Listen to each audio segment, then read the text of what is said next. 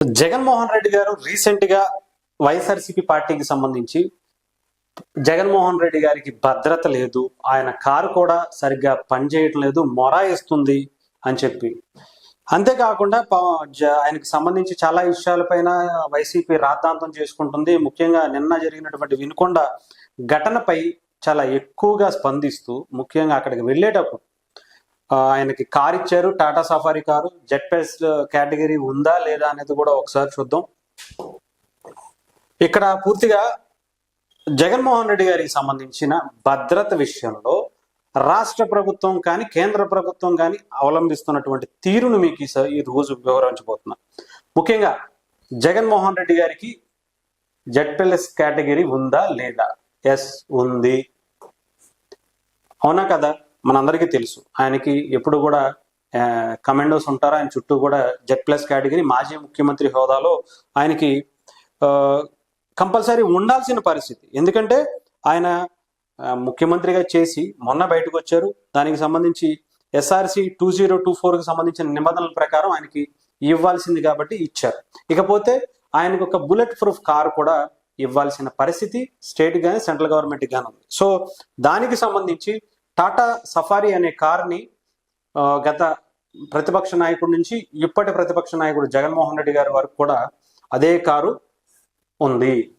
ఇది పని చేయటం లేదా పని చేస్తుందా? ఇక్కడ మనం చూసుకోవాల్సింది ఏంటంటే, ఈ టాటా సఫారీ కారు పనిచేయట్లేదు అని చెప్పి జగన్మోహన్ రెడ్డి గారు అలాగే వైసీపీ పార్టీ అందరూ కూడా నిన్న కొంచెం దూరం, అది కూడా ఎన్నింటికి బయలుదేరారు ఏంటి అనేది కూడా ఒకసారి మీకు చెప్తాను.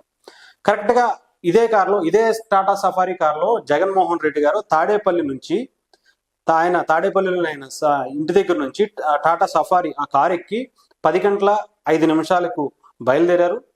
కరెక్ట్గా 10 నిమిషాల్లో నా కారు నుంచి దిగిపోయి సొంత టాటా ఫార్చునర్ కారులోకి ఆయన షిఫ్ట్ అయిపోయారు.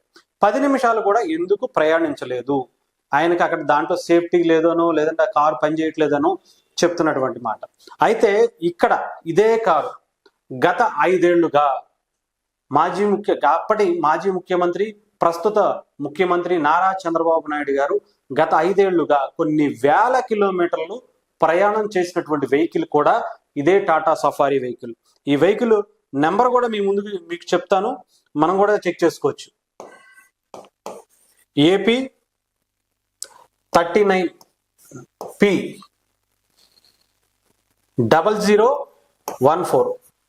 ఇదే వెహికల్ గత 5 ఇయర్స్గా 5 ఏళ్లుగా అటు ఎవరు చంద్రబాబు నాయుడు గారు ప్రతిపక్ష నాయకుడిగా 5 ఇయర్స్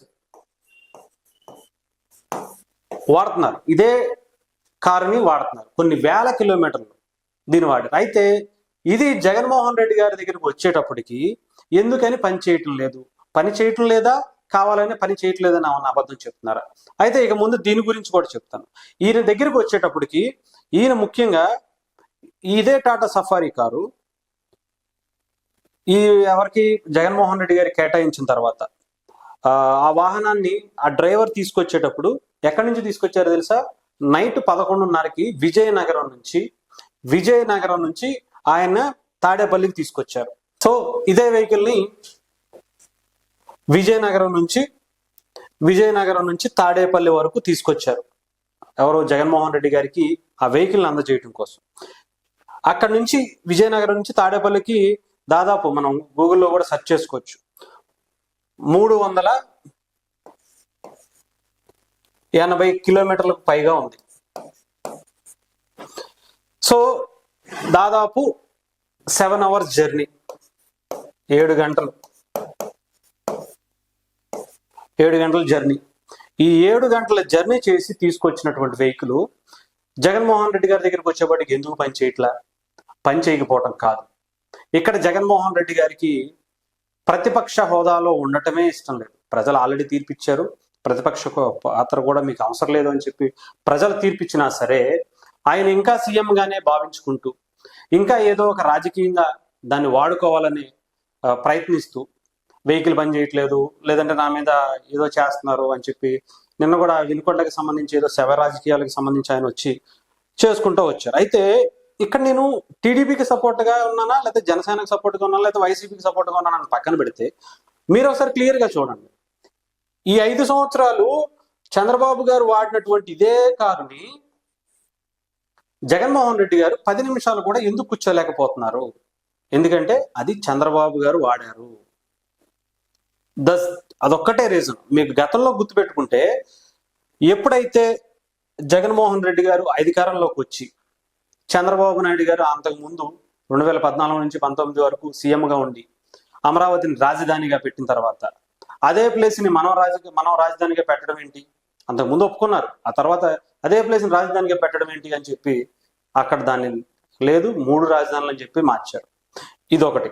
ఇకపోతే రెండోది, అమరావతిలో కన్స్ట్రక్షన్ అయిపోయిన ఉన్నటువంటి రెడీ టు మూవ్ అనే స్టేజ్లో ఉన్నటువంటి అనేకమైనటువంటి గవర్నమెంట్ ఆఫీసులు, గవర్నమెంట్కి ఎంప్లాయీస్కి సంబంధించినటువంటి క్వార్టర్స్, ఇవన్నీ కూడా కొన్ని వందల ఫ్లాట్స్ కావచ్చు, అపార్ట్మెంట్స్ కావచ్చు, కట్టేసి రెడీగా వెళ్ళి పెయింట్ వేసుకుని దాంట్లో గోప్రవేశం చేసుకోవచ్చు. లేదంటే కొన్ని పెయింట్లు వేసి అన్ని రెడీ అయిపోయి ఉన్నట్టు వాటిని కూడా మరుగున పెట్టేసి శిథిలావస్థకు చేసేసినటువంటి పరిస్థితి జగన్మోహన్ రెడ్డి గారిని. ఎందుకు అంటే కేవలం అవి జగన్మోహన్ రెడ్డి గారు కట్టినవి కాదు, చంద్రబాబు నాయుడు గారు కట్టారు, దాన్ని మనం మళ్ళీ వాడుకుంటే మళ్ళీ ఆయనకి పేరు వస్తుంది అని మాత్రమే. మనం దీన్ని డెవలప్ చేస్తే మనకి పేరు రాదు, చంద్రబాబుకి పేరు వస్తుంది అనే ఒక పేరు మాత్రమే ఆయన మనసులో ఉంటుంది. దానికోసమే దాన్ని ఎంతైనా సరే ఆయన వాడే ప్రసక్తే ఉండదు. అవసరమైతే ప్రభుత్వం మీద నిందలేస్తారు, అవసరమైతే కోడికత్తులు లేదంటే రాళ్ళు, అనేకమైనటువంటి దాడులు చేపించుకుంటారు. తిరిగి మళ్ళీ అధికారం కోసం ఎటువంటి సేవ రాజకీయానికైనా సరే రెడీ అవుతారు తప్ప ఆయన ఎక్కడా కూడా ఇలాంటివన్నీ కూడా బయట చెప్పరు. 5 ఏళ్ల పాటు చంద్రబాబు గారు అదే పార్టీలో అదే కారులో ప్రయాణించి ఎప్పుడు కూడా ఈ కారు పనిచేయట్లేదని కానీ, ఒకసారి అయితే ఏసీ కూడా పనిచేయకపోతే అలాగే ప్రయాణం చేశారంట. కొన్ని రోజులు అదే ఏసీ పనిచేయకపోతే వేరే ఆ కారుని ముందు పెట్టి వేరే కారుని వాడారంట. కానీ ఆ కారుని మాత్రం పక్కకు పెట్టేసి, నాకు ఈ కారు పనిచేయట్లేదు, నాకు వేరే కారు ఇవ్వండి, నాకు ఇప్పుడు నాకు భద్రత లోపం ఉంది, నాకు భద్రత కల్పించండి, లేదా ఇంకొకటో అని చెప్పి ఎప్పుడు చెప్పల.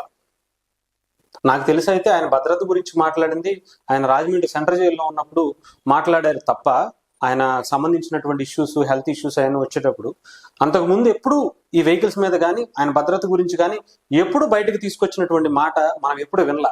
కానీ ఈయన ఎందుకని నెల రోజుల్లోనే, అది కూడా ఆయనకి ఇచ్చినటువంటి 10 నిమిషాల్లోనే భద్రత గురించి, భద్రత వైఫల్యాల గురించి, లా అండ్ ఆర్డర్స్ గురించి మాట్లాడాల్సినటువంటి పరిస్థితి ఎందుకు వస్తుంది అనేది ప్రజలుగా మనమే ఆలోచించుకోవాల్సిన అవసరం ఉంది. ఆఖరికి ఆయన చంద్రబాబు గారు గెలిచిన తర్వాత మొన్న పోలవరం ప్రాజెక్టు సందర్శనకి కూడా అదే కారు వాడారంట. అక్కడ ఆయన వెళ్ళింది హెలికాప్టర్లోనో లేదా ఇంకొక దేంట్లోనే వెళ్ళుండొచ్చు, కానీ అక్కడ తిరగడానికి మాత్రం అదే కారుని మళ్ళీ వాడారట. అంటే ఇన్ని సంవత్సరాలు ఇక్కడ మనం చాలా క్లారిటీగా అది పనిచేయట్లేదా అనేది కూడా నేను లాస్ట్లో చెప్తాను. ఇంకొకటి, లాస్ట్ వరకు వీడియో చూడండి, అప్పటికైనా అర్థం కాదు. ఏదో టీడీపీకి సపోర్ట్ చేస్తున్నాను, ఇంకొకరికి సపోర్ట్ చేస్తున్నాను, టీడీపీని కూడా చాలా విషయాల్లో ప్రశ్నించిన సందర్భాలు ఇన్ని ఉన్నాయి. చంద్రబాబు గారిని కావచ్చు, లోకేష్ గారిని కావచ్చు, నిన్న కూడా రాజేష్ మహాజన్ గురించి లేకపోతే ఏబిఎన్ ఆంధ్రజ్యోతి గురించి కూడా మాట్లాడింది కూడా నేనే. ఆ వీడియోలు కూడా చాలా వైరల్ అయ్యాయి. వాళ్ళు కూడా తిట్టుండొచ్చు, టీడీపీ వాళ్ళు కూడా. బట్ బాగా నేను చెప్పాల్సింది మాత్రం చెప్పాలనుకుంటున్నా. ప్రజల పక్షాన ప్రజలు అనుకునేటువంటి థాట్ని మాత్రమే చెప్పాలనుకుంటున్నాను. అందుకోసం గుర్తుపెట్టుకోండి. ఇకపోతే అంటే ఇక్కడ మనం చూసుకోవాల్సింది, చంద్రబాబు గారు ఇన్ని సంవత్సరాలు ఎప్పుడూ చెప్పనటువంటి దాన్ని ఒక హుందాగా, ప్రతిపక్ష నాయకుడి పాత్రను కూడా చాలా హుందాగా ప్రవర్తించి, చాలా హుందాగా ఆయన వ్యక్తిత్వాన్ని వ్యక్తపరుచుకుంటూ ఇన్ని సంవత్సరాలు జర్నీ చేస్తే, ఈయన ఎందుకని నెల రోజులు కూడా ప్రవర్తించలేకపోతున్నాడు? కనీసం అసెంబ్లీకి రాడు, అసెంబ్లీకి వచ్చిన మిగతా ఎమ్మెల్యేలు కనీసం ప్రమాణ స్వీకారం చేసే వరకు కూడా ఉండడు. ఏమన్నా అంటే ఢిల్లీలో వెళ్ళిపోయి అక్కడికి వెళ్ళి అయ్యో చేస్తానని చెప్పి రెడీ అవుతున్నారు. దీని గురించి కూడా మాట్లాడదాం, దీని గురించి కూడా నెక్స్ట్ వీడియో చేస్తాం. ఇకపోతే ఈయన ఎందుకని ఈ కారు నిజంగానే పనిచేయట్లేదా? లేదు, డెఫినెట్గా 100% దీని గురించి కూడా మనం ఎంక్వైరీ చేసాం. కంప్లీట్గా ఈ కారు ఫుల్ కండిషన్లో ఉంది. కేవలం జగన్మోహన్ రెడ్డి గారి యొక్క నాటకీయ పరిణామాలు క్రియేట్ చేయడం కోసం, ఆ శవ రాజకీయాల్ని మరింత రక్తి కట్టించడం కోసం, ఆంధ్రప్రదేశ్లో లా అండ్ ఆర్డర్ క్షీణిస్తుంది అని చెప్పి మరింత డ్రామాని ఎలివేట్ చేయటం కోసం ఈ యొక్క సఫారీని కూడా యూజ్ చేసుకున్నారు. ఆ కారు పనిచేసింది. ఆ కారు జస్ట్ ఏంటంటే నిన్న వర్షానికి చాలా క్లియర్గా చెప్తున్నాను కదండి, ఆ వర్షానికి సైడ్ విండోస్ ఫాగ్ పట్టేసింది. ఫాగ్ పట్టడం వల్ల దానికి సంబంధించి కాసేపు ఏసీనో విండోనో దింపుకుంటే ఆ ఫాగ్ కూడా పోయేది. అది కూడా సైడ్ మిర్రర్, ఫ్రంట్ మిర్రర్ కూడా కాదు, సైడ్ మిర్రర్. ఇక్కడ మనం చాలా క్లియర్గా వినాలి. ఆ ఫాగ్ పట్టడం అంటే మంచు పట్టడం వల్ల ఆ విండో నుంచి జగన్మోహన్ రెడ్డి గారు బయటికి కనిపించట్లేదట. ఆ పక్కన ఉన్నటువంటి వెహికల్స్ చాలా మంది వెళ్తుంటే చాలా క్లియర్ గా చూపిస్తున్నారు, జగన్మోహన్ రెడ్డి గారు మాకు కనిపించట్లేదు సార్, మీరు మాకు కనిపించట్లేదు అని అంటారు కదా. అలాగా ఆయన కనిపించకపోతే జగన్మోహన్ రెడ్డి గారు ఆయన సోషల్ మీడియా వెంటనే అలర్ట్ అయ్యి, సార్ మీరు అలా కనిపించకపోతే బాగోదు, మీరు వెంటనే కారు షిఫ్ట్ అయిపోండి అంటే ఆయన కారుని మళ్ళీ పక్కనే తెప్పించుకుని, పక్కనే వెనకాలే ఉంది ఆ కారుని, దాంట్లో ఎక్కి 10 నిమిషాలు కూడా ఆ కారులో కూర్చోలేకపోయారు. ఎందుకు అంటే ఆయనకి సోషల్ మీడియాలో ఉన్నటువంటి ఫాలోవర్స్, ముఖ్యంగా పేటిఎం బ్యాచ్, వీళ్ళందరి కోరిక మేరకు ఆయన బయటకు వచ్చి నేను వెళ్తున్నాను అనేది చూపించడం కోసం. ఆయన ఎందుకు ఆయన కాదా అని తెలియదు కదా. ఒక ప్రతిపక్ష నాయకుడిగా ఉండాల్సినటువంటి లక్షణాలు ఆయనకి లేవు కాబట్టి ఆంధ్రప్రదేశ్ ప్రజలు ప్రతిపక్ష పాత్రను కూడా ఇవ్వలేదు. అది కూడా జగన్మోహన్ రెడ్డి గారు గుర్తు పెట్టుకోవాలి. ఆంధ్రప్రదేశ్ ప్రభుత్వం ముఖ్యంగా ఇప్పుడు ఎన్డీఏ కూటమి, చంద్రబాబు నాయుడు గారు సీఎంగా, పవన్ కళ్యాణ్ గారు డిప్యూటీ సీఎంగా వచ్చిన తర్వాత ప్రతిపక్ష పాత్ర లేదు కదా, మాకు ఇవ్వండి అని చెప్పి, మాకు ఇన్ని లక్షల ఓట్లు ఇంత పర్సంటేజ్ వచ్చినాయి అని చెప్పుకుంటున్నారు. కానీ మీరు గెలిచింది గతంలో మీరు చెప్పినటువంటి లెక్కల ప్రకారమే మీకు ఇవ్వడానికి అవకాశం లేదు. అయినా కూడా మీరు ప్రతిపక్ష పాత్రలో లేకపోయినా కూడా, మీకు ప్రతిపక్ష పాత్రకి అర్హత లేకపోయినా సరే, ఆంధ్రప్రదేశ్ ప్రభుత్వం మిమ్మల్ని ప్రతిపక్ష పాత్రలో గుర్తించి మీకు ఆ టాటా సఫారీ కార్ మీకు ఇచ్చింది.